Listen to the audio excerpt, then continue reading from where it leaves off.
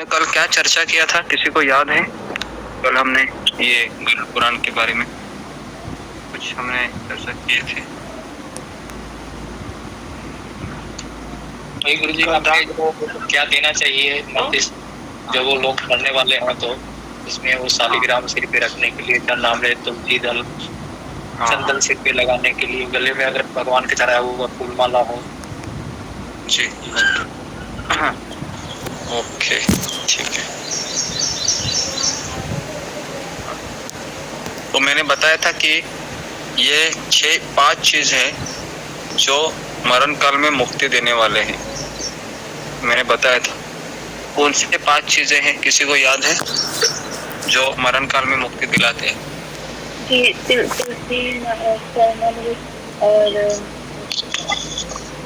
तुलसी, हरे कृष्ण प्रभु जी, तुलसी, चरणामृत, तुलसी दल, गीता,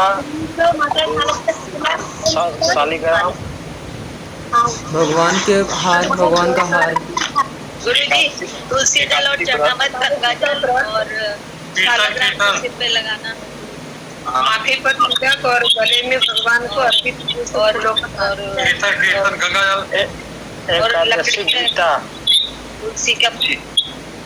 हाँ, एक्चुअली आपने 2-3 बराबर बोल रहे सब लोग, लेकिन एकादशी का व्रत, भगवत गीता और गंगा जल, ये 3 आप उसमें ऐड कीजिएगा, ठीक है?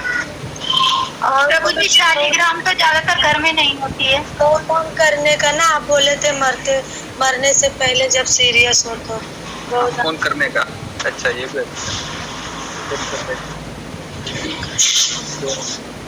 हाँ, अगर शालिग्राम शिला नहीं है तो हमें क्या करना चाहिए? तो हमारे घर में जो विग्रह है उनका जो ये होता है ना, क्या बोलते हैं उसको, चंदन का लेप है, उनको अर्पित करके माथे पे लगा सकते हैं। इसके लिए मैंने ये भी बताया था कि चंदन का लेप भी लगाना चाहिए। आपने देखा है कि मैं पहले लगा के आता था सुबह, याद है आपको? जब आपने मुझे लगाते हो आप? जी गुरु जी, मैं सोचता था कि क्या लगाते हैं, वो हल्दी है क्या गुरु जी? मैं हल्दी नहीं, वो चंदन है, वो चंदन का लेप है, वो जो भगवान को अर्पण करते हैं ना, वो चंदन है, वो ये पीला कलर का होता है, येलो कलर का होता है, और उसमें वह सेंड मिक्स कर देते हैं और वो सबके माथे पे लगाते हैं। अगर आप इस्कॉन मंदिर जाओगे ना अभी यात्रा में, तो आपके भी माथे पे लगाएंगे, ये गुरु पूजा के समय लगाते हैं, ठीक है? जो हमारे गुरु जी हैं उनको भी देखता हूँ मैं, ऐसे लगाते हैं, और ये इसके तो यही तो मैं देख रहा था कि क्या लगाते हैं, उसका कलर दूसरा होता है। मैं तो प्रभु जी पहले तिलक को और उसको एक ही चीज समझती थी। नहीं, वो अलग है। तो ये आपको, जितने लोग वृंदावन आएंगे ना, तो उनको काफी सारी चीजें सीखने को मिलेगी, क्योंकि बहुत सारी चीजें हैं कि जो हम केवल टीवी में देखते हैं, लेकिन पता नहीं चलता है कि ये क्या है करके। आगे बढ़ते अभी हम। कृष्ण प्रभु जी, मेरा एक रिक्वेस्ट है, जैसे हम लोग वृंदावन आएंगे तो मेरे दोनों बच्चों के लिए भी आप सेवा रखिएगा, राधिका माता जी को बोल के। हाँ, क्योंकि वो तो बड़े हो गए हैं। जी रखेंगे, कर सकते हैं कुछ। ठीक है प्रभु जी, हरे कृष्ण। अभी हम आगे बढ़ते हैं जहाँ पर हम रुके थे। हाँ,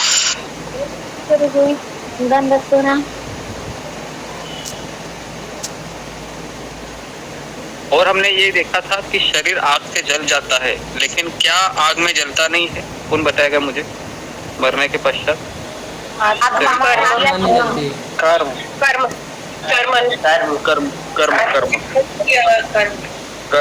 कर्म ये जलता नहीं है।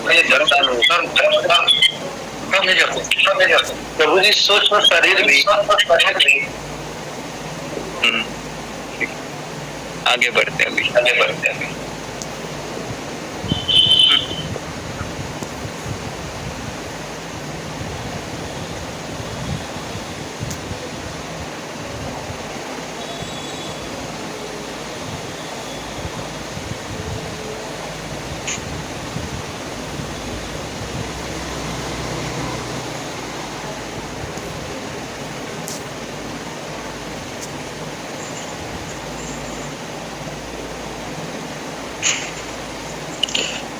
अभी हम देखेंगे कि जो व्यक्ति का मृत्यु हुआ है ना, तो उसके लिए जाने वाले कृत्य कौन से हैं, क्या क्या करना पड़ता है। तो गरुड़ जी प्रश्न पूछ रहे हैं कि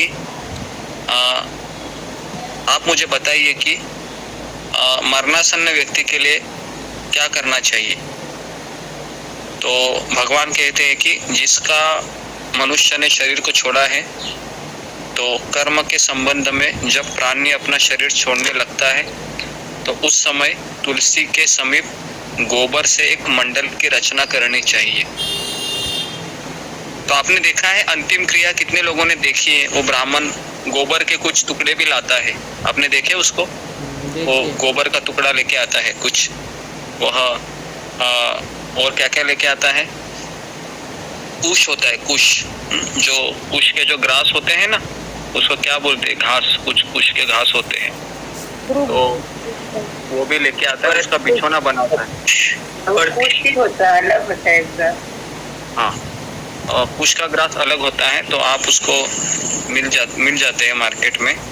और उसके बाद उसके ऊपर सफेद वस्त्र उसके ऊपर बिछाया जाता है और उसमें शालिग्राम शिला को स्थापित किया जाता है। तो शालिग्राम शिला का ये महत्व है कि वह पाप, दोष और भय तीनों को हरण करने वाली होती है। तो उसके इस सन्निधान में ही मरने से प्राणी की मुक्ति सुनिश्चित होती है। तो जो व्यक्ति शालिग्राम के पास है ना, शालिग्राम शिला, हरि नाम, हरि कथा और हरि प्रसाद, ये एक ही मायने रखते हैं। तो आप ऐसा मत सोचिए कि मुझे शालिग्राम शिला भी मैं ढूंढता हूँ कहीं से और उसको लेके आता हूँ, तो ऐसा मत कीजिए। हरि कथा भी शालिग्राम शिला की इतनी ही पावरफुल होती है, ओके। लेकिन उस समय हरि कथा कान में जानी भी चाहिए, है ना। मैंने कहानी बताई थी, अगर आपको याद होगा तो वापस बताता हूँ मैं। तो एक वैष्णव भक्त थे, वो चाहते थे कि मेरे पिताजी भी मेरी तरह भक्ति में आगे बढ़े, लेकिन उनका जो पिता का जो आसक्ति था वह पैसे में बहुत ज़्यादा था। तो उन्होंने अपने पिता को क्या किया, अनेक भारत के तीर्थ स्थलों में घुमाने का निश्चय किया। तो उन्होंने अपने मंदिर अध्यक्ष से परमिशन लेके वो अपने पिताजी को ले लिए और उनका यात्रा का टिकट कट करवाए और कई जगह पर उनको घुमाया। वृंदावन में घुमाया, मथुरा में घुमाया, उसके बाद जगन्नाथपुरी, उसके बाद ऋषिकेश, प्रयाग, गंगा जमुना में स्नान करवाया। लेकिन देखा कि मेरे पिताजी में कुछ परिवर्तन ही नहीं हो रहा है, कुछ परिवर्तन नहीं हो रहा है। तो उसके बाद फिर वह काशी में लेके आए उनको, काशी में। तो काशी में ऐसा विधान है कि वहाँ पर शिवजी मरने वाले व्यक्ति के कान में हरि नाम का जप करते हैं, जिससे उस व्यक्ति को मुक्ति प्राप्त होगी। तो वहाँ पर कई सारे चिता जलती हुई थी, तो उन्होंने अपने पिताजी को भी वहाँ पर लेके गए कि कई चिता वहाँ पर जल रही थी और जलती हुई चिताओं को देखकर उनके पिताजी के आंखों में आंसू आ गए और वो रोने लगे बहुत। और बेटा है, अपने पिता के चेहरे को देखकर उनको बहुत सुख लगने लगा कि फाइनली मेरा पिताजी को भगवान की भक्ति का कुछ उदय हो रहा है लगता है। तो पुत्र ने अपने पिता से पूछा कि पिताजी कैसे लग रहा है अभी आपको, बताइए जरा, आपके मनोभावना को शब्द में व्यक्त कीजिए। तो पिताजी कहता है कि बेटा, मैंने जिंदगी भर कपड़े का बिजनेस किया, अगर मैं लकड़े का बिजनेस करता था तो शायद मुझे ज़्यादा मुनाफा मिलता था। तो इस तरीके से पिता ने अपने मनोभावना व्यक्त की। तो कहने का तात्पर्य ये है कि अगर मेरा जिंदगी उसी पैसे गिनने में ही चला गया है, या मेरी जिंदगी है वह केवल कहाँ से पैसा, कहाँ से 58-54 आए, इसी में मेरा मन लगा हुआ है, तो अंतिम समय में भगवान याद आएंगे क्या आपको? बताइए, आ सकते हैं? नहीं याद आएंगे। बहुत बढ़िया। गुरुजी नहीं। अगर इसके लिए कहा जाता है कि हमें साधु का संग कितने उम्र में करना चाहिए, ऐसा बताया गया है? 5 साल के बाद। 5 साल गुरुजी, 5 साल। 5 साल की उम्र में ही करना चाहिए, है ना? तो आप में से है कोई जो 5 साल की उम्र से ही हरि नाम का जप कर रहा है या हरि कथा को सुन रहा है? कोई है यहाँ पर? मेरी बाबू करता है गुरुजी। हाँ, तो आपके बच्चे कर सकते हैं, लेकिन आप लोगों में से कोई है जो 6 साल, 7 साल या 10 साल की उम्र में भी सब कुछ नॉनवेज छोड़कर एक अच्छा जीवन हरि कथा, हरि पाठ और भागवत के सानिध्य में रहने का ऐसा निश्चय किए? तो कोई है? हमारे माता पिता ही वैसे हैं, किसी को बताया नहीं माँ। ठीक है, तो बहुत दुर्लभ है ऐसा होना बेसिकली। तो आगे बढ़ते हैं। गुरुजी, हरे कृष्ण गुरुजी, मैं ना 5-6 साल की उम्र से साधु का संग किया है, लेकिन बीच में शादी के बाद बंद हो गया था। Okay, very good. अभी हम क्या करेंगे कि यहाँ पर बताया गया है कि शालिग्राम शिला होनी चाहिए। जो व्यक्ति मरने के पश्चात जब पुष्प का बिछाना बिछाया जाता है, उसमें सफ़ेद कपड़ा पे बिछाया जाता है, उसके बाद शालिग्राम शिला को स्थापित करें। और तुलसी वृक्ष की छाया है मान लो, तो कहा जाता है कि तुलसी की छाया में अगर वह मरेगा कोई व्यक्ति, तो उसका भी मुक्ति निश्चित हो जाती है। इसलिए आप में से कितने लोगों के घर में तुलसी का पौधा है और आप उनकी पूजा करते हैं? है प्रभु जी, करते पूजा।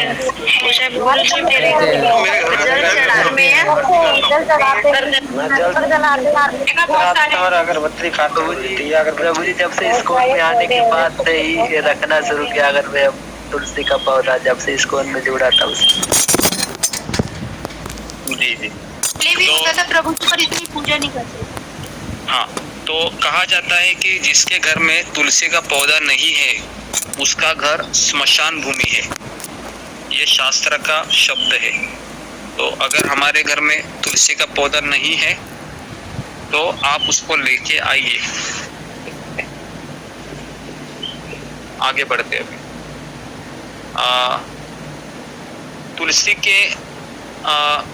तुलसी की मंजरी से युक्त होकर जो प्राणी अपना प्राणों का परित्याग करता है, वह सैकड़ों पापों से युक्त हो तो भी यमराज उसे देख नहीं सकते। तो देखिए यहाँ पर बताया गया, तुलसी की मंजरी या तुलसी के दल को मुख में रखकर तिल और कुश के आसन पर मरने वाला व्यक्ति पुत्रहीन है, हाँ, तो भी वह वैकुंठ लोक चला जाता है।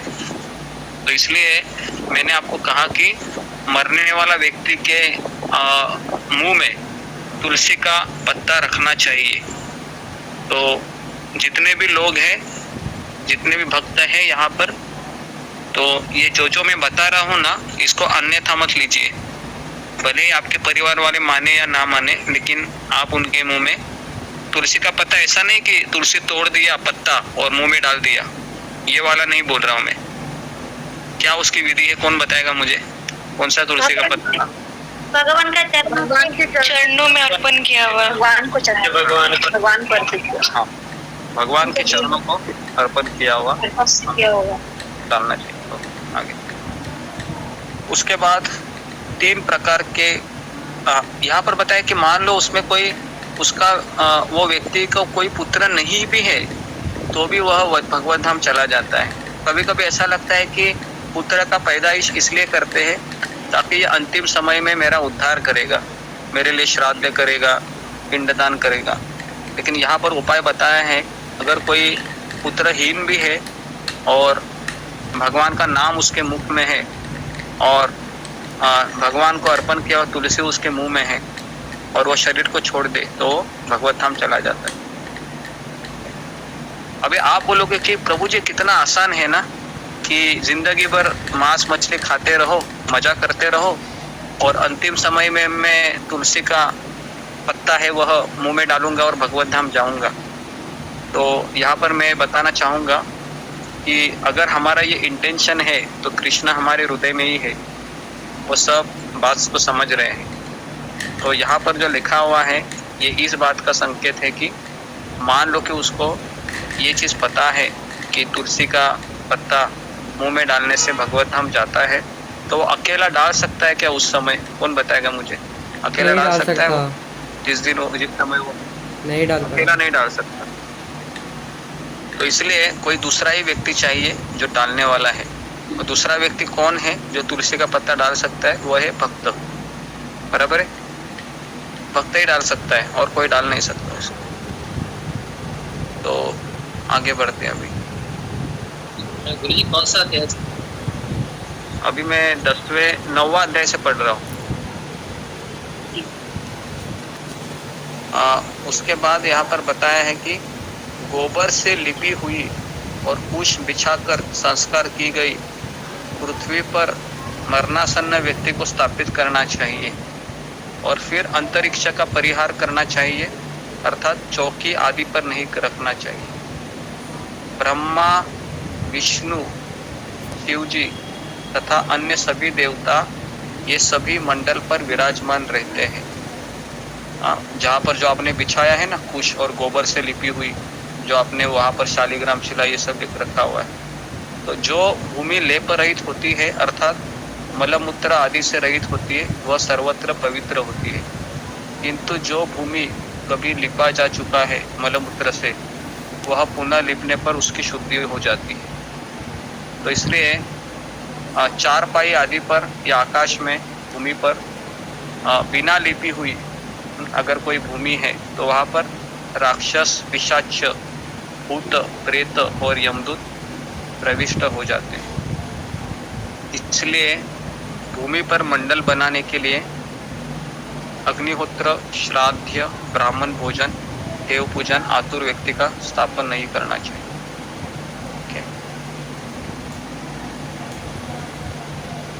उसके बाद बताया है गुरु जी मरणासन मतलब?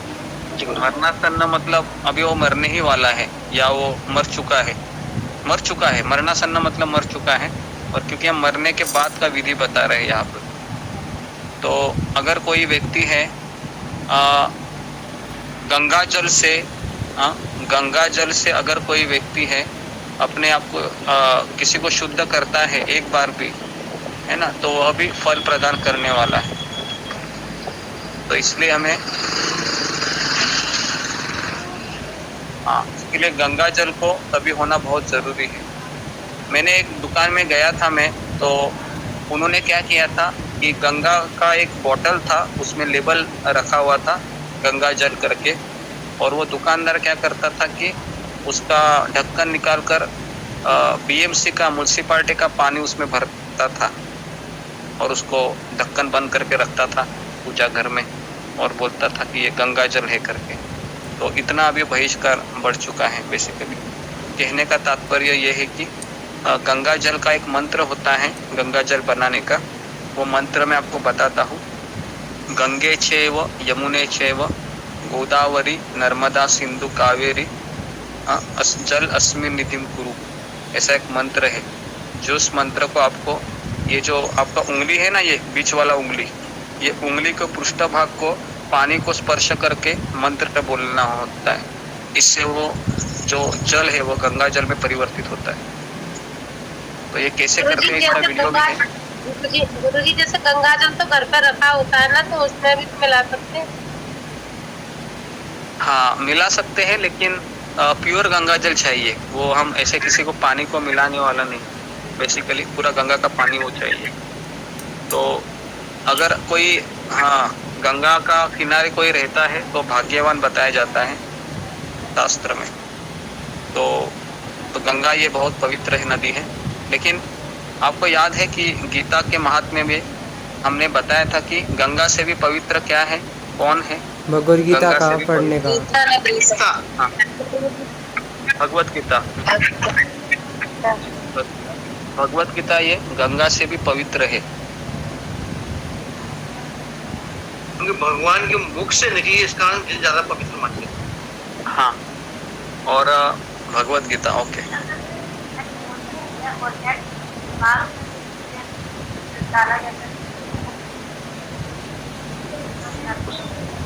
उसके बाद हम आगे बढ़ते हैं अभी कि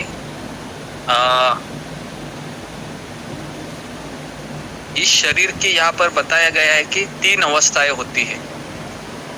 एक कहते हैं कि ये शरीर मृत्यु के बाद उसमें कीड़े लग जाते हैं, और दूसरा है उसका विष्ठा के रूप में परिवर्तित होता है, और तीसरा है वो भस्म के रूप में परिवर्तित होता है। तो कौन मुझे बताएगा कि हमारे हिंदू धर्म में क्या होता है? शरीर को जलाया जाता है ना, तो वह भस्म बन जाता है। और एक कोई तो धर्म है जिसमें जलाया नहीं जाता है, एक पंछियों को खिलाया जाता है, विष्ठा के रूप में हो जाता है, तो ये दूसरा है। और तीसरा है कीड़ा। अगर आपने देखा है कि किस विधि में शरीर को दफनाया जाता है, तो दफनाने से क्या होता है, कुछ कीड़े रहते हैं उसके शरीर को खाते रहते हैं, और खाने से उसका हड्डी का ढांचा हो जाता है। तो हमारा जो शरीर है, गरुड़ पुराण के अनुसार इसकी अंतिम अवस्था क्या है, क्या बनने वाला है? ये मिट्टी का चूरा बनेगा। हाँ, और कीड़ा है ना। हाँ, तो मुझे बताइए, क्या हमें शरीर के लिए गर्व करना चाहिए कि मैं कितनी सुंदर हूँ या कितना सुंदर हूँ? नहीं करना चाहिए। नहीं करना चाहिए। ठीक है, तो आगे बढ़ते हैं। प्रभु जी, जब समाधि लगाई जाती है कईयों की, तो उसके अंदर क्या शव नहीं हो जाएगा? नहीं, उसको एक्चुअली उसका एक विधि होता है। श्रील प्रभुपाद जी का जब समाधि बना गया था, तो सबसे पहले उसके नीचे नमक डाला जाता है। आपने देखा होगा, पूरा नमक से उसका शरीर डाला जाता है। हाँ, आपने वो वीडियो देखा है? किसी ने श्रील प्रभुपाद का समाधि देखा है प्रभु जी, मैंने देखा है। तो उसमें आप देखिए कि कैसे समाधि बांधी जाती है, तो उसमें आपको पता चलेगा। तो माइक को जरा बंद कीजिए सभी लोग।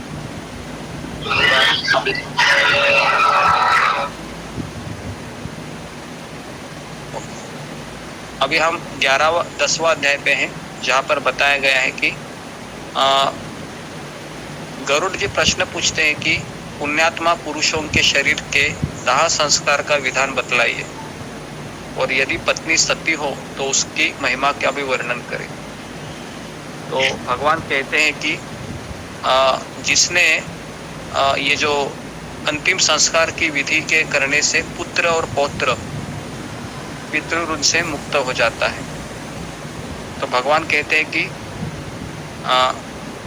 जो व्यक्ति माता पिता की मृत्यु होने पर भी पुत्र को शोक का परित्याग करके सभी पापों से मुक्ति करने वाले जितने भी, ये हमने कल देखा था कि हमें माता पिता का जब मृत्यु होता है तो हमें मुंडन करना चाहिए। आपने देखा है होगा ना ये सब चीजें कि कोई व्यक्ति मर जाता है तो मुंडन करते हैं, देखा होगा, ये तो नॉर्मल। तो ये तो कुछ चीजें हैं इसमें बताई गई हैं। तो उसके बाद यहाँ पर बताया गया है कि अभी मैं थोड़ा सा आपको ऐसी चीज बताऊं जो हमारे लिए इम्पोर्टेंट है।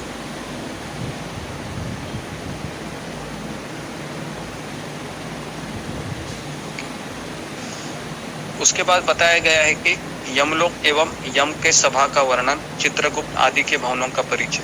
तो अभी हम गरुड़ जी प्रश्न पूछते हैं कि यमलोक कितना बड़ा है, कैसा है, किसके द्वारा बनाया हुआ है, और धर्मराज किनके साथ बैठते हैं, और इस विषय में मुझे बताइए। तो भगवान कहते हैं कि धर्मराज का जो नगर है वह नारद आदि मुनियों के लिए भी अगम्य है, तो नारद मुनि भी वहां पर जा नहीं सकते।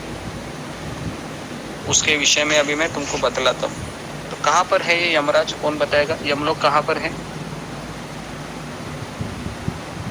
दक्षिण दिशा की ओर। दक्षिण दिशा, दक्षिण है। ओके, हाँ दक्षिण दिशा की ओर। दक्षिण दिशा की ओर बराबर है, लेकिन मैंने आपको चित्र में दिखाया था ना, पाताल लोक है नीचे सब। तो पाताल लोक के नीचे है, देखा है आपने? पाताल लोक मैंने दिखाया था आपको, दिखाया था, पाताल लोक के नीचे है। दिखाया था ना मैंने? पाताल लोक के नीचे है, बराबर। तो क्या हम वहां पर कभी गए होंगे? गए हैं प्रभु जी, कई बार गए हम सब, गए होंगे या नहीं? गए होंगे। कितने लोगों को लगता है कि मेरा गोलोक वृंदावन से पतन होने के बाद सीधा मैं अभी ऑनलाइन क्लास सुन रही हूँ? ऐसा लगता है किसी को? या हमने कई जन्म लिए होंगे? ऐसा आपको लगता है? कई जन्म लिए। कई जन्म लिए। आगे बढ़ते हैं। हाँ,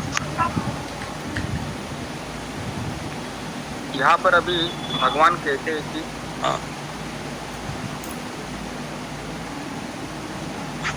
जो यमराज का जो नगर है वह महापुण्य से प्राप्त किया जा सकता है, और दक्षिण दिशा और नैऋत्य के मध्य में वैवस्वत यम का नगर है, जो संपूर्ण नगर वज्र का बना हुआ है और वह दिव्य है और असुरों तथा देवताओं से अभेद्य है।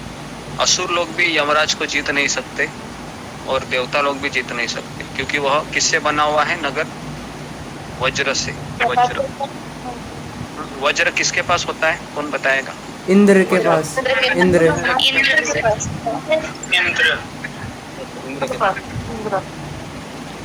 आगे बढ़ते अभी। तो इस पूर्व में चित्रगुप्त का भी सुंदर मंदिर है और वो 25 योजन लंबाई है, और वो जो मनुष्य के पाप और पुण्य का लेखा जोखा करने में कभी त्रुटि नहीं करता है। जिसने जो शुभ अथवा अशुभ कर्म किया है, चित्रगुप्त की आज्ञा से ही उसे उन सब का भोग करना होता है। और चित्रगुप्त के घर के पूरब की ओर ज्वर का एक विशाल घर है। उनके घर के दक्षिण शूल, लुता और विस्फोटक के घर हैं, और पश्चिम में कालपाश, अजीर्ण तथा अरुचि के घर हैं। उसके बाद चित्रगुप्त के घर के उत्तर की ओर पांडुरोग, राजरोग और मूर्छा का घर है। बेसिकली ये सारी चीजें हैं ना जो हमारी बीमारियां हैं, तो ये एक व्यक्तित्व के रूप में यहाँ पर बताया गया है। जैसे रोग होना, पांडुरोग, राजरोग, मूर्छा। तो चित्रगुप्त के भवन से 20 योजन आगे एक धर्मराज का महादिव्य भवन है। उसके बाद बताया गया है कि सत्य और धर्म में रहने वाले, क्रोध और लोभ से रहित, पिता माता में भक्ति रखने वाले, गुरु की सेवा में लगने वाले, गोदान देने वाले, और ये सभी पुण्यात्मा धर्मराज के नगर में प्रवेश करते हैं। ओके, तो उसके बाद यहाँ पर बताया गया है कि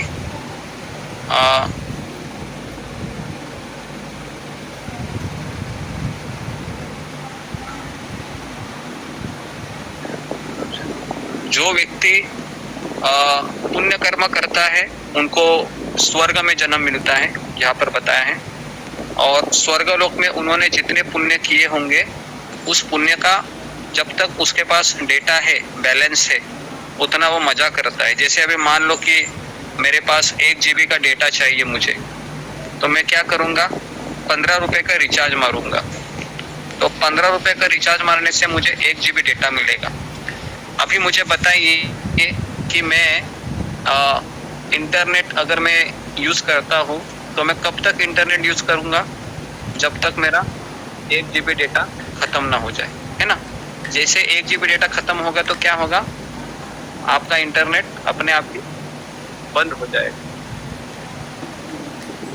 ठीक उसी प्रकार से मान लो कि आपने पुण्य कर्म किए और आपने 1000 रुपए का रिचार्ज किया समझो, अभी जितना 1000 रुपए में बेनिफिट है आपको उतना आपको स्वर्गलोक में मिलेगा। और जैसे ही आपका बेनिफिट खत्म हुआ तो क्या होता है, फिर नीचे कैसे आता है व्यक्ति, नीचे बारिश के रूप में आता है वो। जैसे अभी बारिश गिरती है ना, बारिश गिरने से आत्मा है ना, किसी का माइक चालू है, माइक चालू। तो आत्मा जैसे ही नीचे गिरता है तो क्या होता है, वो पौधे के रूप में जन्म लेता है। और जैसे ही पौधे के रूप में वो जन्म लेता है वो आत्मा, अभी आप देखिए जून, आप माइक को जरा बंद करके रखिए प्लीज सीमा माता जी, और सब लोग वीडियो को ऑन कीजिए। कई बार मैंने कहा है सीमा माता जी वीडियो को ऑन करो, शाम सुंदर। तो सब लोग जरा वीडियो को ऑन करके सुनिए, क्योंकि एक्चुअली आप वीडियो ऑन नहीं करते हैं तो आपका ध्यान नहीं होता है, फिर आप अलग ही चीज़ में लगे रहते हैं, आपका मोबाइल अलग रहता है, आपका साउंड चालू रहता है। तो इसलिए आप ध्यान देकर सुनिए, क्योंकि ये गरुड़ पुराण है, ये कभी रिपीट नहीं होगा बाद में। कि आज मैंने इसलिए लिया है क्योंकि काफ़ी सारी चीज़ें इसमें बताई गई हैं, वो हमें पता नहीं है किसी को, तो इसके लिए मैं आपको बता रहा हूँ, ध्यान से सुनिए, क्योंकि गीता में भी ये सब चीज़ें नहीं बताई है।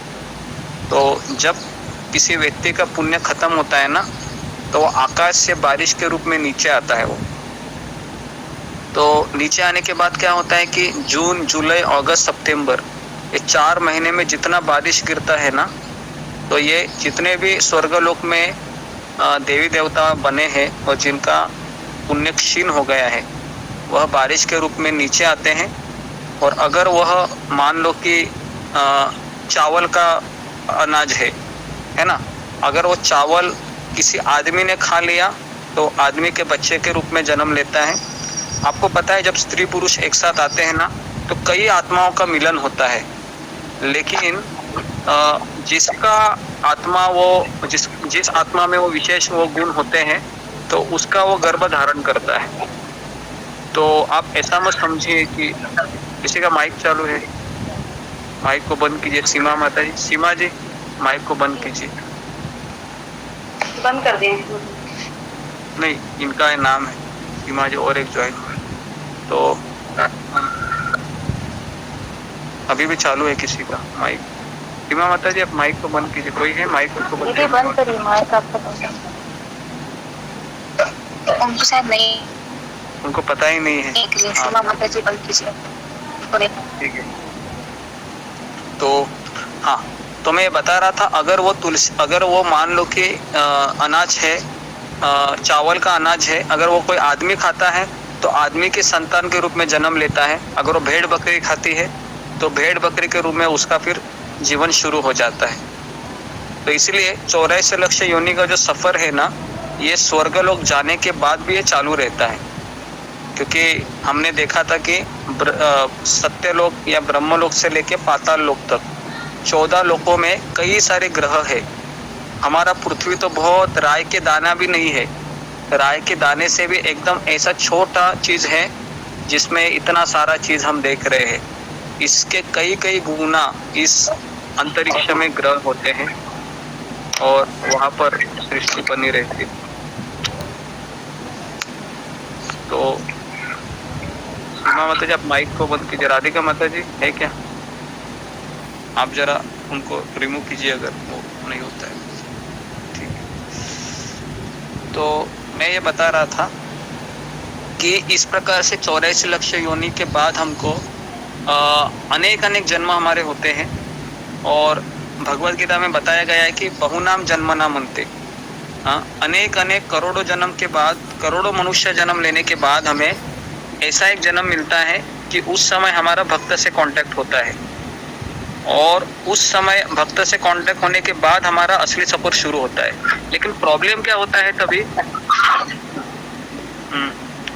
भक्त से कांटेक्ट होने के बाद भी हमारा जो हैबिट होता है ना, पास्ट हैबिट, उसको कंडीशनिंग कहते हैं, वो शुरू ही रहती है।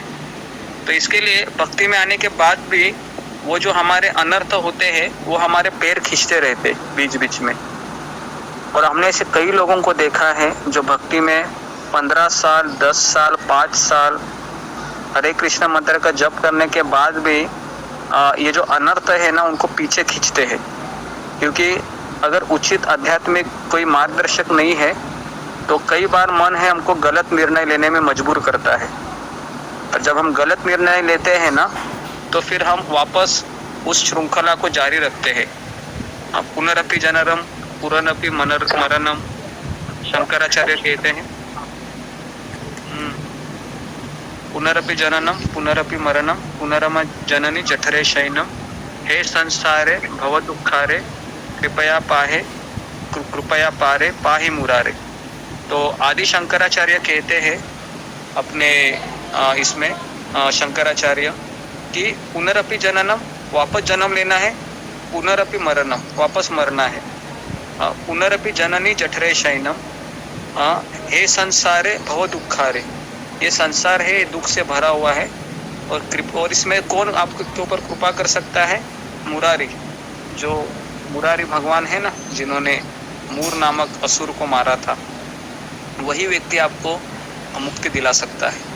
इसलिए ये समझता भी हमको, जैसा भी हम गीता पढ़ रहे, आपने गरुड़ पुराण इतने दिनों से सुन रहा है, तो मुझे बताइए इतना सुनने के बाद भी हम जपा में देखते हैं कि सुनने में तो 90-100 लोग रहते हैं, लेकिन सुबह आते हैं क्या कोई जप करने के लिए?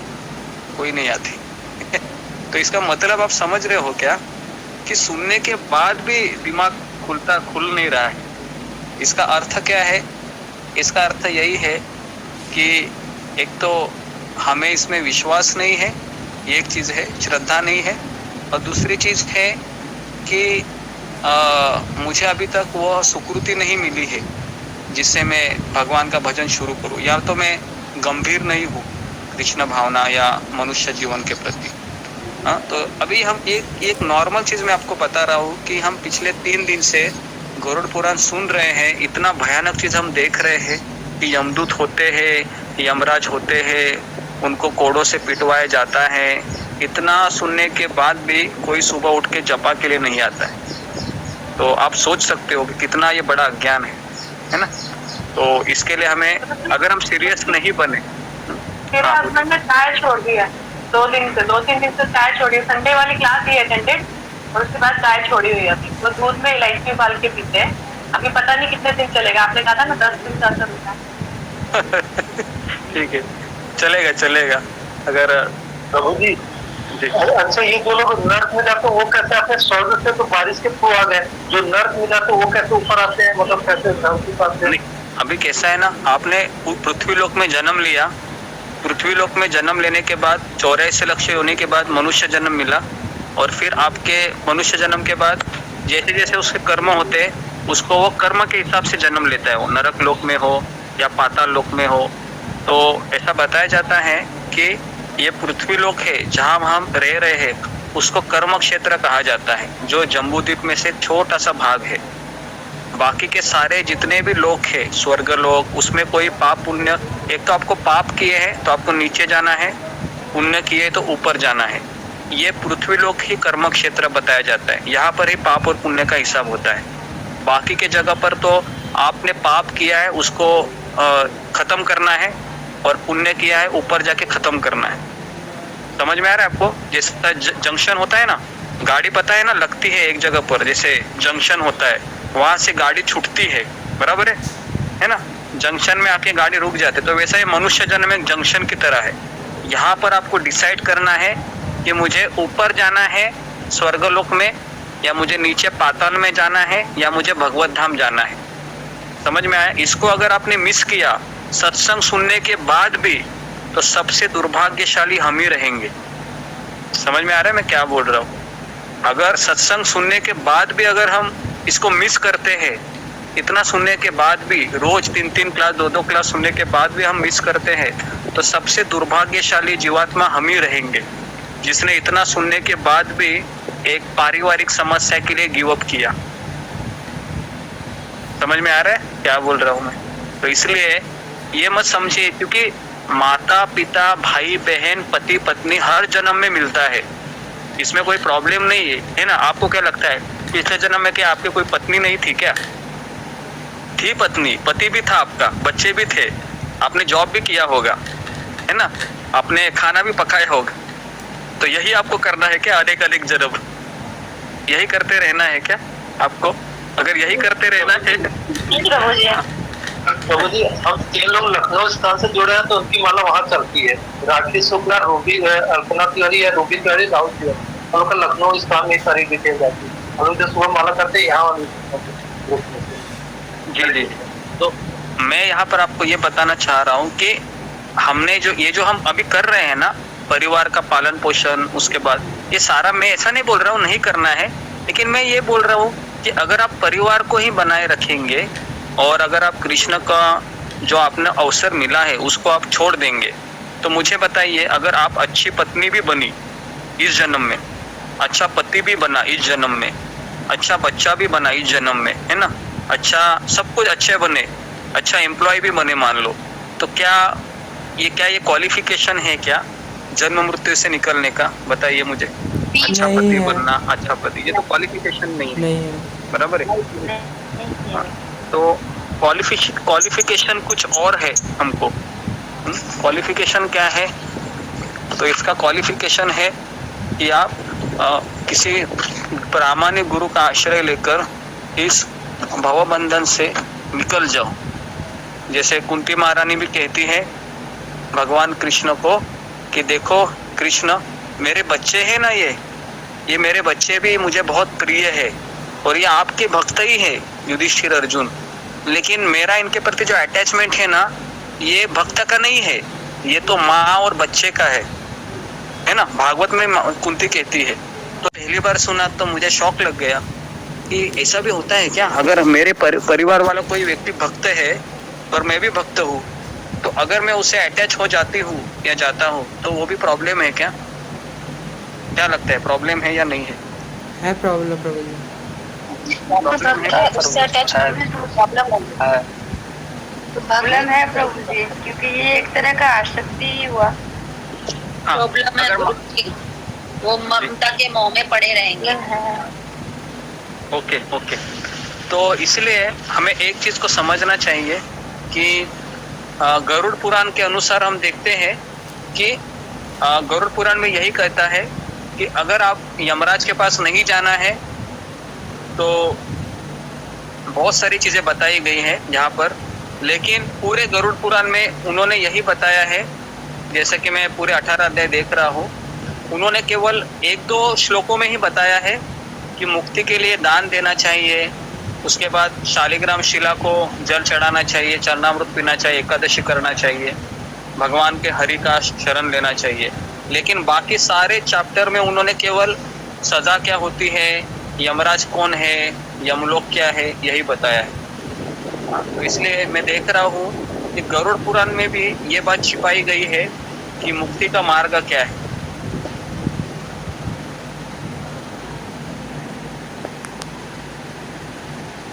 तो इसलिए ये जो भक्ति का मार्ग है ना, ये वेदों में छिपाया गया है।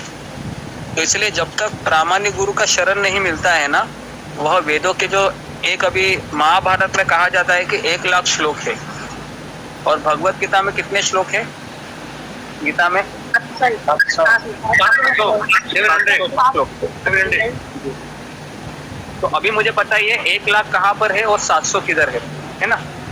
1 लाख में केवल 700 ही श्लोक रहते हैं, और 700 श्लोकों में भी मुझे बोली है कि 18 अध्याय है, और 18 अध्याय में भक्ति योग कितना है? 6 अध्याय ही है बीच के, बराबर है।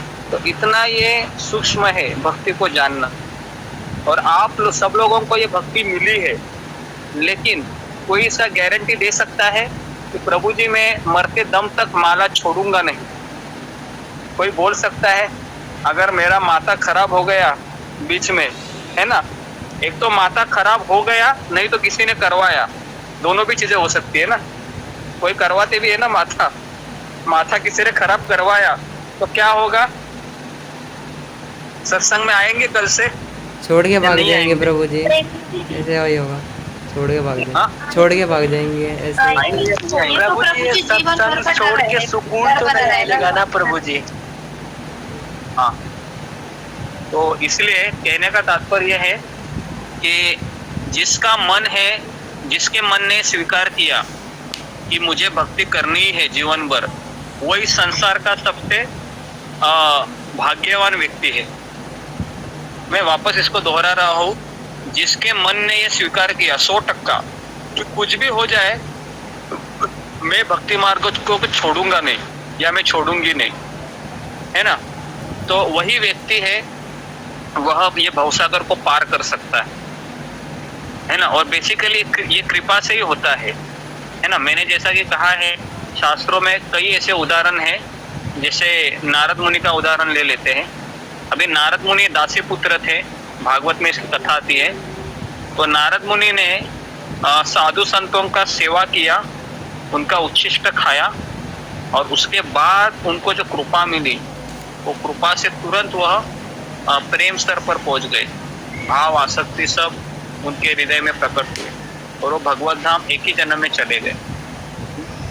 तो कहने का तात्पर्य ये है कि भगवान की कृपा ये किसी भक्त की कृपा से मिलती है।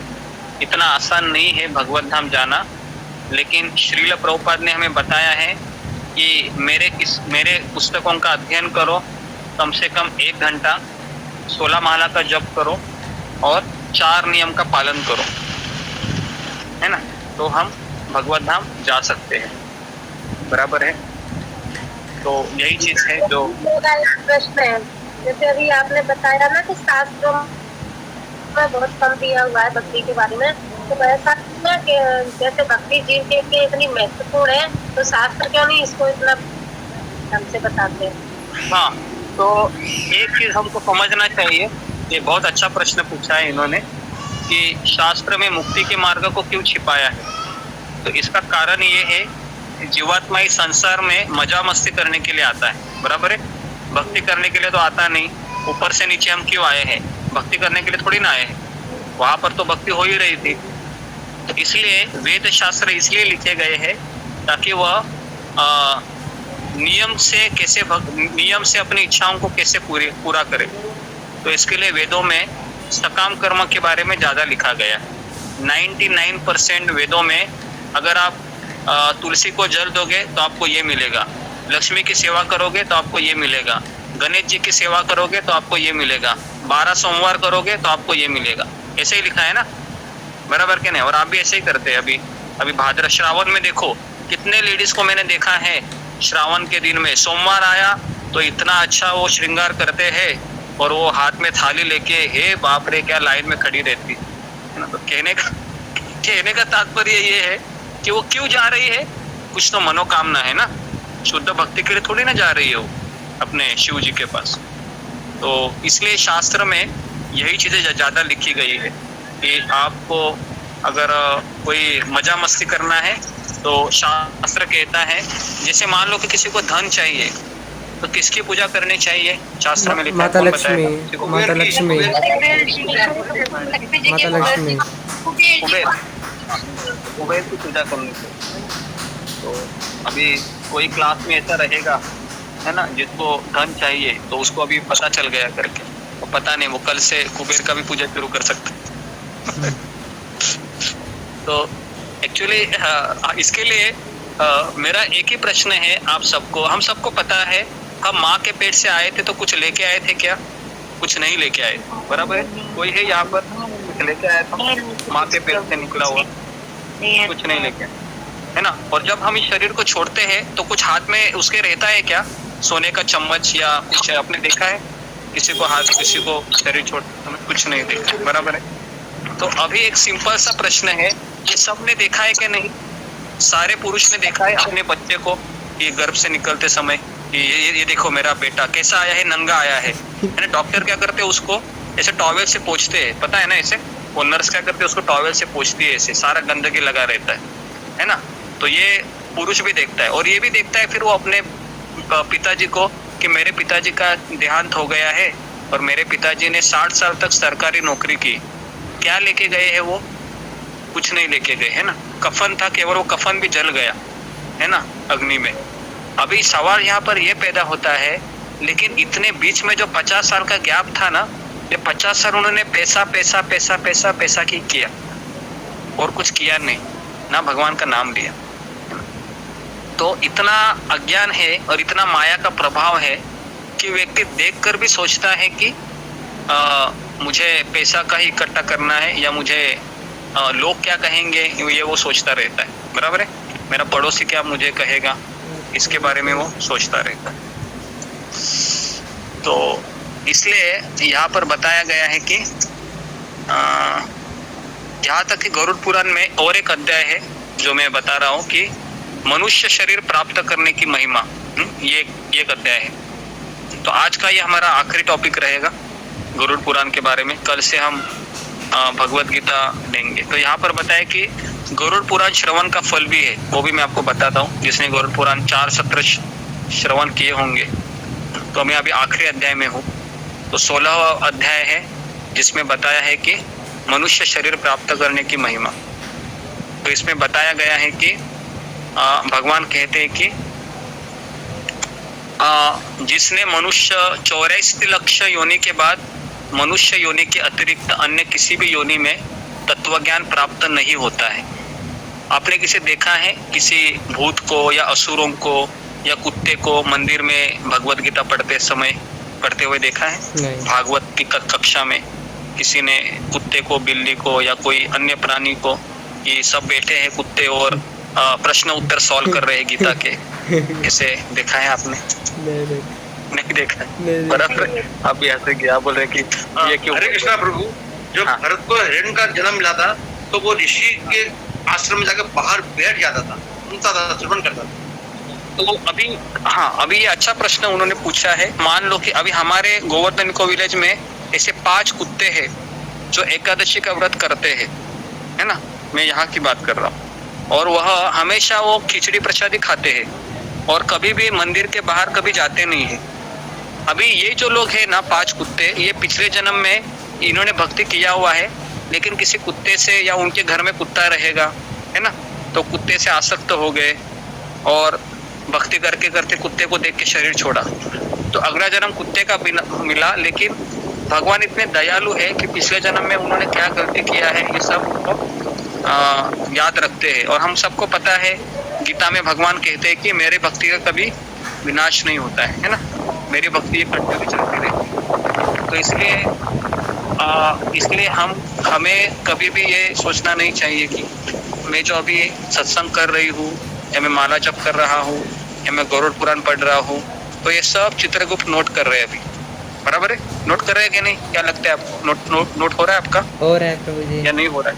कर रहे हैं हो रहा है ना? हाँ, हो रहा है। तो इसके लिए हमें कभी संदेह नहीं होना चाहिए कि कौन इसको देख रहा है। तो चित्रगुप्त भी देख रहा है, परमात्मा भी सुन रहा है, और मैंने जैसा कहा कि दिन में सूर्य साक्षीदार है, सूर्य भी देख रहा है मुझे, है ना। उसके बाद रात में अगर मैं कथा करता हूँ, है ना, तो रात में कौन साक्षीदार है? चंद्रमा। ओके। तो हमें कभी ऐसा सोचना चाहिए क्या कि मैं इतना कष्ट कर रही हूँ, सुबह 4 बजे 3:30 बजे से मैं लगी रही हूँ या लग रहा हूँ, किसी को कुछ पता ही नहीं है, मैं तो केवल मोबाइल लेके बैठती हूँ लॉगिन करके। ऐसा मत सोचिए। हाँ, सारे देवी देवताओं को पता है कि आप कितना अच्छा भक्ति कर रही है ना। सारे जितने भी सूर्य देव है उनको भी पता है कि आप कितना अच्छा भक्ति कर रहे हैं।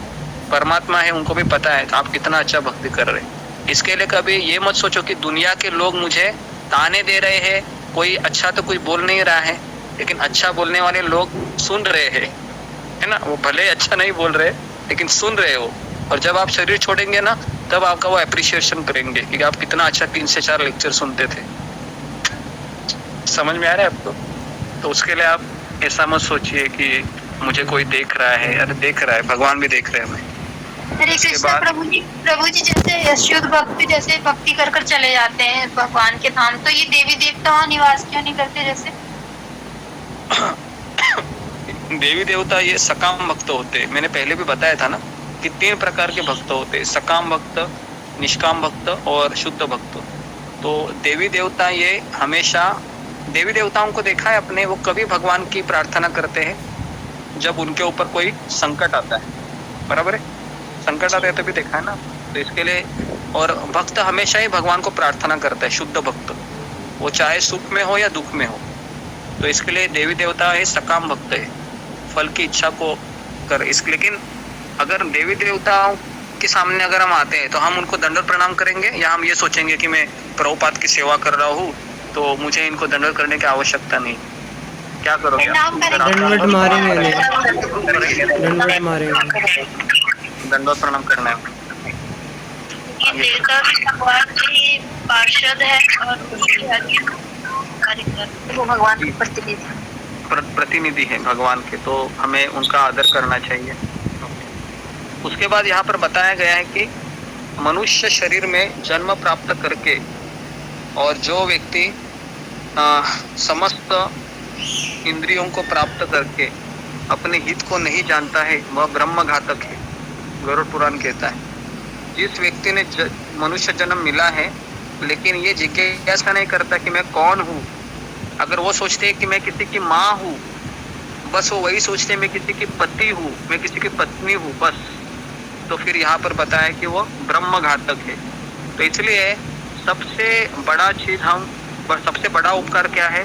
हमारे ऊपर जो लोग आश्रित है, अगर मेरा पुत्र है, मेरा पति है, मेरे घर वाले हैं, तो उनको कृष्ण से जोड़ देना, ये सबसे अच्छा परोपकार है इस संसार में।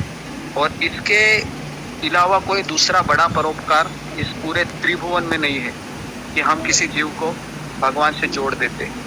तो इसलिए अभी मेरा आपको प्रश्न है कि अगर किसी को तत्वज्ञान नहीं आता है, किसी को गीता नहीं आती है, तो भी वो क्या किसी जीव को जोड़ सकता है क्या भगवान से? मेरा प्रश्न है आपको। नहीं, जोड़ सकता है, कैसे जोड़ सकता है? जोड़ सकते हैं और भागवत का जितना ज्ञान उनको जवाब दे सकता है, बता सकता है, भगवान के जितना कथाएं हैं सुना सकता है, गुरु से जो सुना है वो भी बता सकता है, करने के लिए प्रोत्साहित कर सकते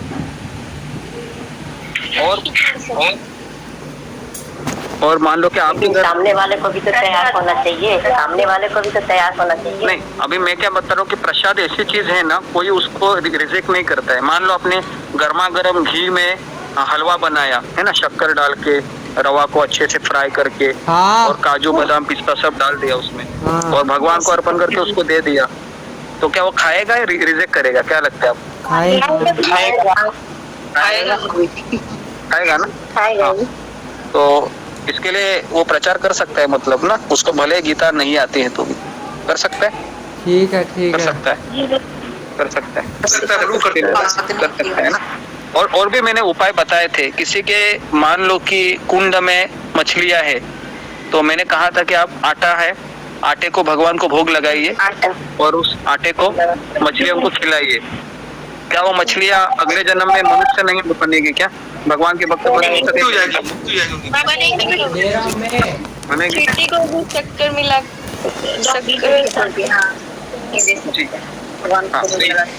तो अगर अभी मान लो कि क्लास खत्म होने के बाद किसी ने शक्कर को अर्पण किया भक्ति भाव से, और आपके घर में जितनी चिट्ठियां है सबको डाल दे, और मान लो कि 100 चिट्ठियों ने वो खा लिया आज, मान लो है ना, 100 चिट्ठियों ने खा लिया, तो क्या आपने फिर ये आज आपका दिन है वो बहुत अच्छा नहीं जाएगा? भगवान उसको नोट नहीं करेंगे क्या?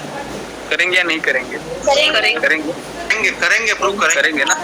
हाँ, करेंगे तो वो अभी भोग लगा के खिलाना चाहिए।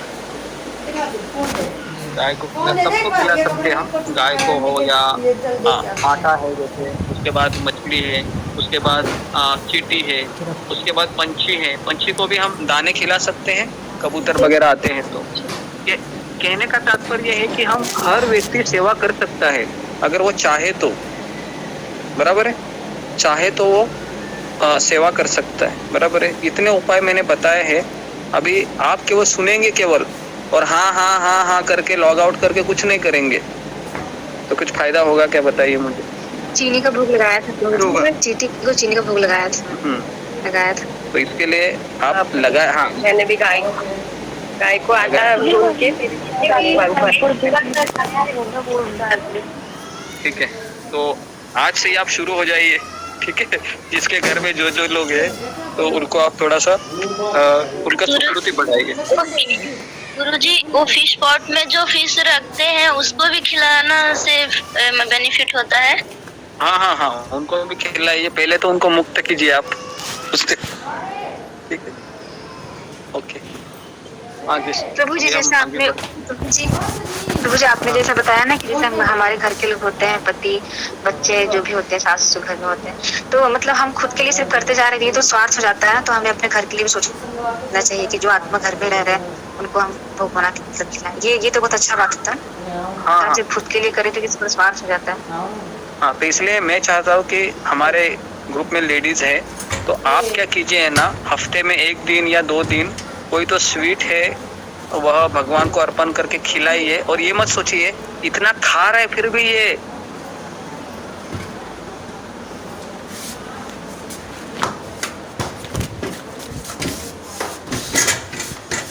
है ना, शायद ये जन्म में नहीं होगा लेकिन अगले जन्म में भी तो हो सकता है ना उसका इफेक्ट, है ना।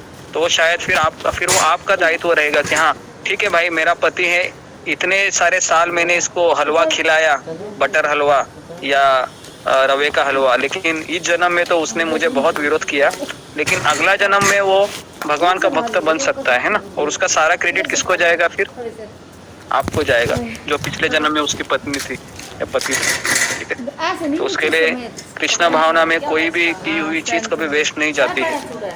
तो आप आज से ही शुरू हो जाइए, जो लोग सुन रहे हैं, ऐसा मत केवल सुनते ही रहिए, है ना, प्रैक्टिकल भी कीजिए। जी मेरे घर में कबूतर रहते हैं ना, वो खिलाते हैं। हाँ, अच्छा है।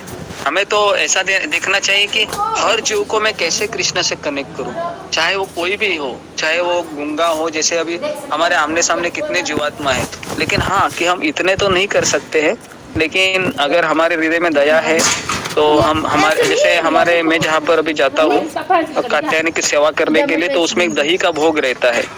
तो दही तो अभी पिछले जन्म में तो कोई खाते नहीं थे, तो मैं क्या करता था, उस दही को हमारे यहाँ उधर मंदिर में बिल्ली रहती है, तो मैं उसको द्रोण में बिल्ली को देता था, ये सोचकर कि अगर ये इनका प्रसाद खाएगी तो इनको भी बेनिफिट मिलेगा, है ना।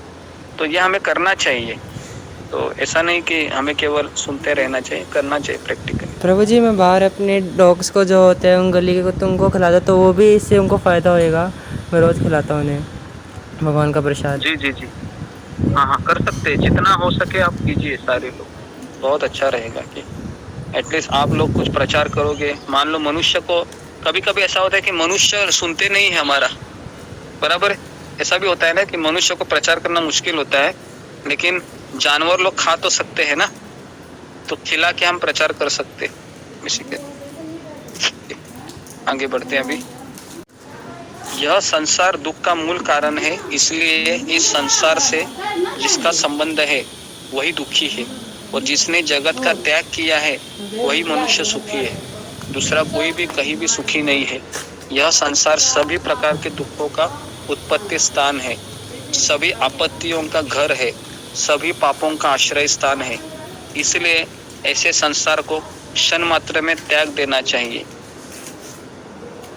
उसके बाद बताया गया है कि देखिए, ये अभी बहुत अच्छा स्टेटमेंट आ रहा है, यहाँ पर बताया कि अगर कोई व्यक्ति को लोहे से बांधते हैं या लकड़ी से बांधते हैं तो उस पाश से वो मुक्त हो सकता है, लेकिन अगर कोई व्यक्ति को पुत्र रूपी मोह से और पत्नी रूपी पाशों से बांधा जाता है, वह मनुष्य कदापि मुक्त नहीं हो सकता। समझ में आ रहा है? ये चीज अभी मैंने पढ़ी कि अगर आपके हाथ पैर को मैं बांधूंगा रस्सी से तो आप छुड़वा सकते अपने आप को, लेकिन जिसने, है ना, एक पत्नी रूपी पाश होता है, एक बच्चा रूपी पाश होता है, और खास करके लेडीज का ही पाश ज्यादा होता है, जेंट्स लोगों का इतना नहीं होता है ना। जेंट्स का अटैचमेंट केवल बच्चे से भी इतना नहीं होता है, पत्नी से भी उतना ही होता है जब तक वो पत्नी अच्छा खाना खिलाती है। बाद में वो कुछ साल के बाद वो पत्नी को भी बोलता है कि तुमको जो करना है वो करो, है ना। कहने का तात्पर्य है कि लेडीज लोगों का भावनात्मक अटैचमेंट बहुत ज्यादा होता है, लेकिन वही लेडीज ने अगर किसी भगवान से अगर उसने अपना कनेक्शन किया तो वो पुरुष से भी ज्यादा प्रगति करती है। समझ में आ रहा है मैं क्या बोल रहा हूँ? अगर लेडीज ने अपना इमोशन भगवान के ऊपर उसने जोड़ दिया तो पुरुष से भी ज्यादा प्रगति करती है। इसके लिए भगवान की सबसे टॉप मोस्ट भक्त कौन है? बताइए राधा रानी। कौन है? प्रहलाद महाराज और गुरु राधा रानी।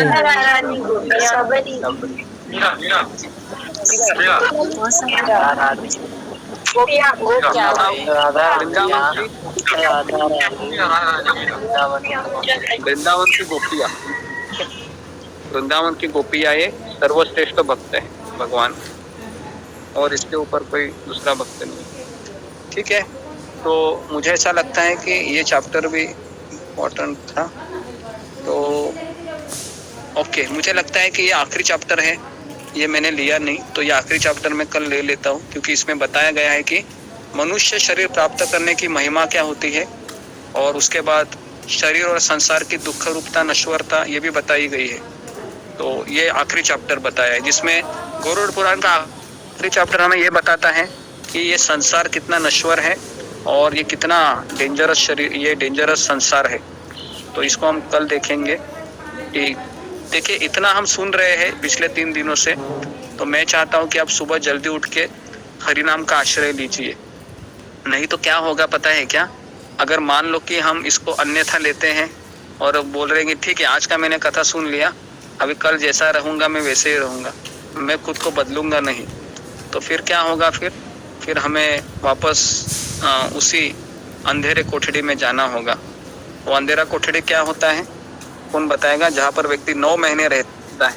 माँ का गर्भ, माँ का गर्भ, माँ का गर्भ है ना, तो वहाँ पर जाना है किसी को अंधेरी कोठड़ी में? नहीं जाना, 9 महीना नहीं जाना है। तो इसके लिए सुबह जल्दी उठ सकते हैं फिर आप?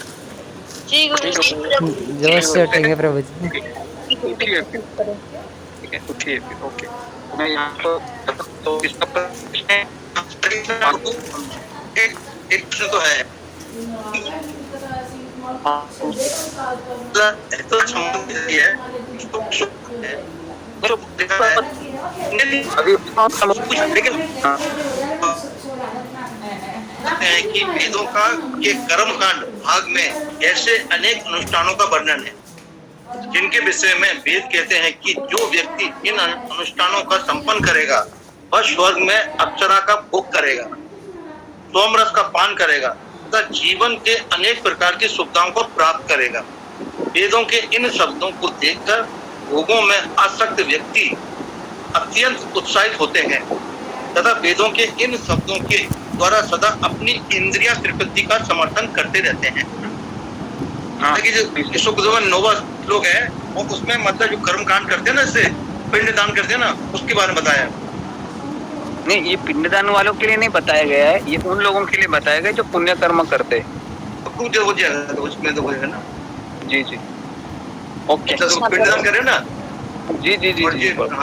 हरे कृष्णा प्रभु जी, एक प्रश्न है कि आपने बताया अभी कि हम प्रसाद अगर खिलाएंगे को या किसी भक्त को तो अगले जन्म में भक्त बन सकता है। प्रभु जी, वो इस जन्म में इतना बुरा कर्म किया है तो क्या वो सब माफ हो जाएंगे? देखिए, भगवान कहते हैं जिस तरह से कोई व्यक्ति है, भगवान का नाम इतना पवित्र है, भगवान का प्रसाद इतना पवित्र है कि वो करोड़ों करोड़ों पापों से भी वो मुक्ति दिला सकता है।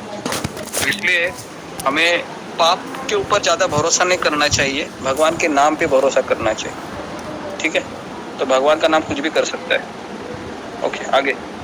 हरे कृष्ण प्रभु जी, मेरे क्वेश्चन था कि हरे कृष्ण, मेरा अध्याय भगवान जी, कैलाश प्रभु आप अभी थोड़ा शांत रहिए, दूसरों को बोलने दो। जो भगवान जी के चित्र बनाते हैं वो कौन होते हैं? मतलब वो भक्ति होते हैं या जो बनाते हैं उनको कुछ बेनिफिट होगा जैसे भगवान की कृपा वगैरह?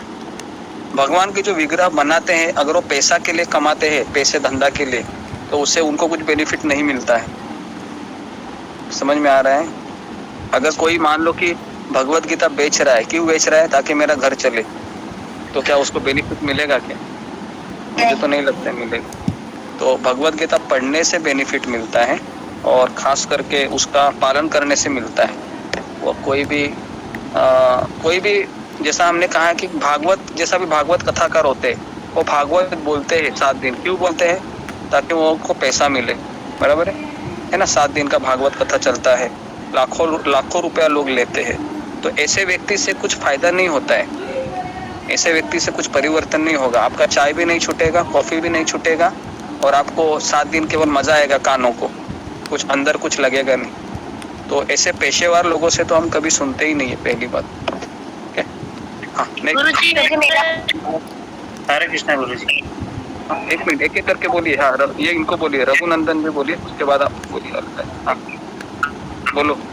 हाँ गुरुजी, जैसे हम सभी ज्यादा करके गृहस्थ हैं, और तो एक गृहस्थ को मतलब जो गोलोक धाम भी प्राप्त कर ले, और मतलब दुनिया भर के जितने भी मतलब ये हैं उतना ना ध्यान दे करके केवल 3-4 मोटी बातें बताइए जो कि हम मतलब गृहस्थी में जी करके वो भगवान को प्राप्त कर सके। ज्यादा चीजों में ध्यान उलझ जाता है। हाँ, तो 3-4 चीजें ऐसे 3-4 चीजें मतलब प्रभुपाद ने कहा है कि अर्च विग्रह की सेवा करे। उसके बाद प्रभुपाद कहते हैं कि ये गीता का श्रवण करे या गीता का पठन करे, ये 2 हो गए। तीसरा है तुलसी की पूजा कीजिए, ये 3 हो गए। और चौथा है कि हमें नियमित रूप से भक्तों का संग करना चाहिए, जैसा कि अभी आप कर रही है। और 5वां है कि हरि नाम का कम से कम हमको 16 माला का जप करना चाहिए, कम से कम। तो अगर हम ये 5 चीजें करते रहेंगे, और 4 नियमों का पालन करना चाहिए, ये भी एक चीज है। तो ये अगर हम करते रहेंगे तो प्रभुपाद कहते हैं कि गृहस्थ के लिए इतना ही काफी है। क्योंकि गृहस्थ अगर अर्चा विग्रह का पूजा नहीं करेगा तो उसको लगेगा ये घर किसका है, ये घर मेरा है, बराबर है। लेकिन वो जब कृष्ण की पूजा करेगा तो वो क्या सोचेगा, ये कृष्ण किसका, ये घर किसका है, कृष्ण का है।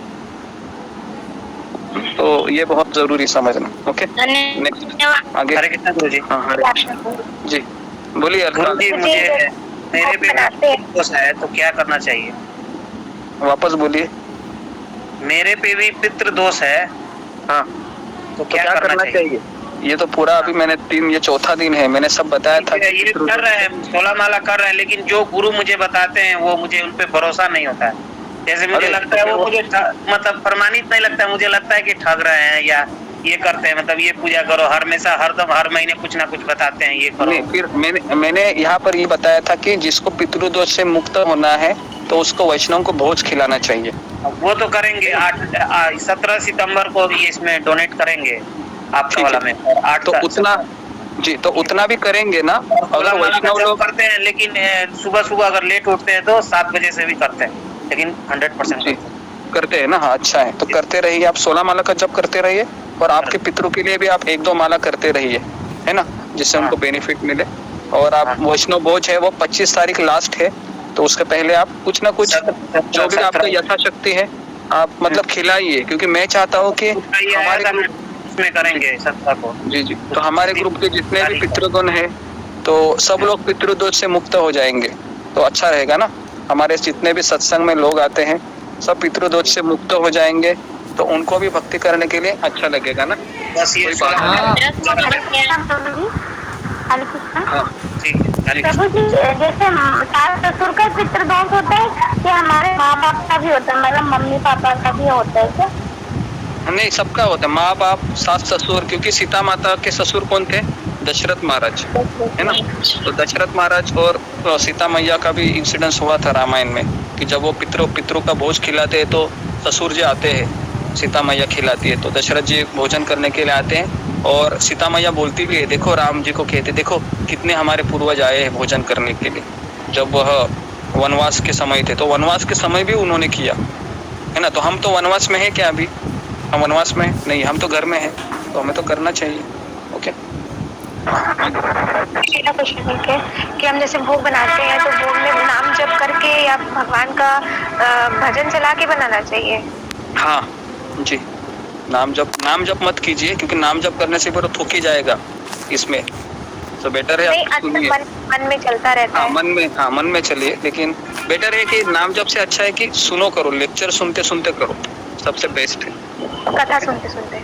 हाँ, ओके। तो किसी का और प्रश्न है? पूछना था थोड़ा सा एक क्वेश्चन मुझे भी पूछना था। हाँ पूछिए। मेरा 1.5 साल का बेटा था, वो अब नहीं रहा, मैं उसके लिए क्या करूं समझ में नहीं आता। मुझे ऐसा लगता है मैं उसके लिए क्या करूं जैसा। अच्छा, आपका 1.5 साल का बेटा है, तो कहीं ना कहीं वो 1.5 साल का बच्चा था आपका, तो कहीं ना कहीं अगर आप उसकी माँ हैं, अगर आप उसके लिए कुछ करना चाहते हैं तो आप बेटर है कि हरि नाम पहले जब शुरू कीजिए रोजाना। और अगर आप चाहते हैं कि उस आत्मा के लिए कुछ मैं उसके नाम पे वैष्णव को भोज खिला सकते हैं, तो आप कुछ भोज भी खिलाने का प्रयास कीजिए। अगर आपके नज़दीक इस्कॉन का मंदिर है तो वहाँ पर भी आप दे सकती हैं। लेकिन यहाँ पे नहीं है प्रभु जी, इस्कॉन का मंदिर पास में कहीं पे नहीं है। नहीं है तो फिर हमारे यहाँ पर हम ऐसे डोनेशन स्वीकार करते हैं आपके बिहाफ में। तो यहाँ पर आप जो अमाउंट दिए जाते हैं उससे वैष्णव को भोज खिलाते हैं और फिर वह आपके पुत्र का नाम लेते हैं और उनको आशीर्वाद देते हैं।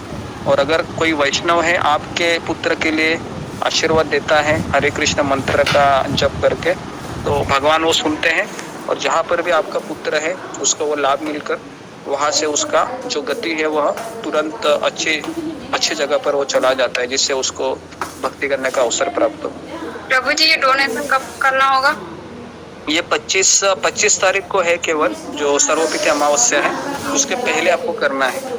24-23 तारीख तक भी कर सकते हैं। पर प्रभु जी मेरे मोबाइल में तो हो ही नहीं रहा, मोबाइल से मैं कर रही हूँ, फोन पे तो हो ही नहीं रहा। आप राधिका माता जी से संपर्क कीजिए, क्योंकि राधिका माता प्रभु जी जी एक और सवाल पूछना, मेरे पापा जी भी नहीं रहे, वो भक्ति नहीं की, उन्होंने जॉब करते करते एकदम से उनको अचानक गाड़ी से गिर रहे और उनको एकदम से ब्रेन लक हो गया, तो उनके लिए क्या कर? तो उनके पास आप जपा कीजिए, भगवान का नाम का जप कीजिए और उनको सत्संग की कथा सुनवाइए अगर वो है तो। अभी है ना, कथा तो सुन सकते हैं ना? कानून नहीं। अच्छा 4-5 साल हो गए, तो आप उनके लिए भी आप जो अमाउंट दोगी ना, तो उसमें आपके बेटे का और आपका जो है पिताजी उनका भी आप श्राद्ध करा सकते हैं। ठीक है। और आपका नंबर है हमारे साथ, इसमें जुड़े हुए हैं आप हमारे साथ? पहली बार आए हैं आप या आते हैं ऐसे? आती हूँ प्रभु जी, पर मेरी छोटी सी बच्ची है अभी, तो कभी कभी टाइम नहीं मिलता है इसलिए नहीं आते। ठीक है, तो आप राधिका माता जी को जानती हैं? जी प्रभु जी। ओके, आप आपका नंबर टाइप कर सकते हो चैट बॉक्स में? जी प्रभु जी।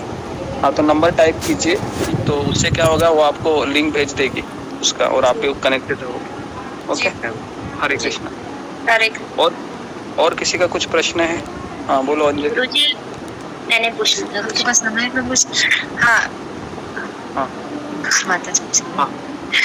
प्रभु जी मेरा था सवाल ये, जैसे आप बोल रहे थे ना कि जैसे भक्ति मार्ग के बारे में बहुत कम दिया हुआ है शास्त्र में, तो जैसे जो लोग भक्ति अगर करना भी चाहते हैं तो उनको कैसे पता चलेगा कि इतना कम दिया रहेगा शास्त्र में, तो वो कैसे सही मार्ग में जाएंगे, क्योंकि आसपास तो दिखते ही नहीं है। जब तक कैसे करेंगे, बहुत दुर्लभ है ये तो। जब तक वो गुरु शिष्य परंपरा से जुड़ता नहीं है ना, 4 संप्रदाय से, तब तक उसका खाता शुरू नहीं होता है भगवत धाम जाने के लिए। तो इसके लिए कई लोग हैं जो ठगे हुए हैं, है ना। अगर मान लो मेरी इच्छा है कि भगवत धाम जाने की, तो अगर मुझे प्रामाणिक गुरु नहीं मिलता है तो क्या बोलेगा वो, तो मेरा ही आश्रय लो, गुरु ब्रह्मा गुरु विष्णु गुरु देवो महेश्वरा, है ना, गुरु ही विष्णु है, मेरा ही पूजा करो, मेरा ही पैर धो लो और मेरा ही चरणामृत पी लो, तुम्हारा उद्धार हो जाएगा। ऐसा गलत रास्ता वो दिखाएगा।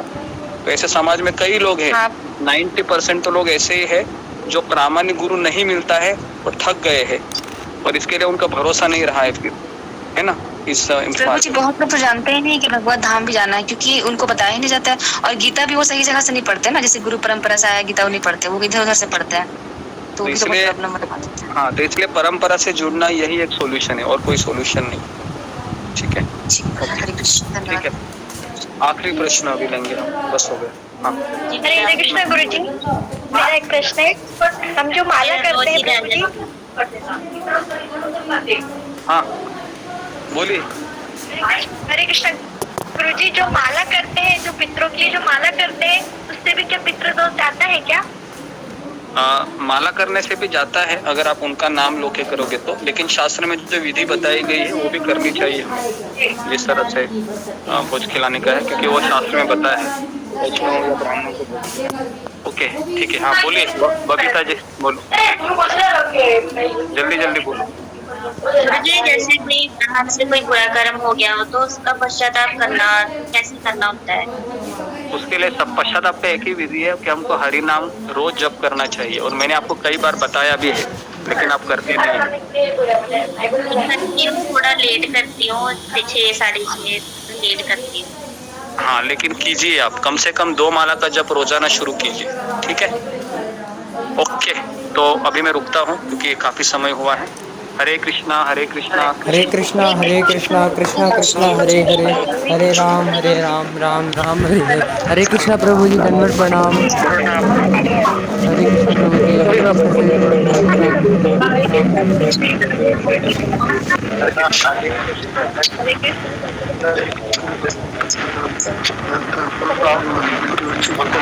कृष्ण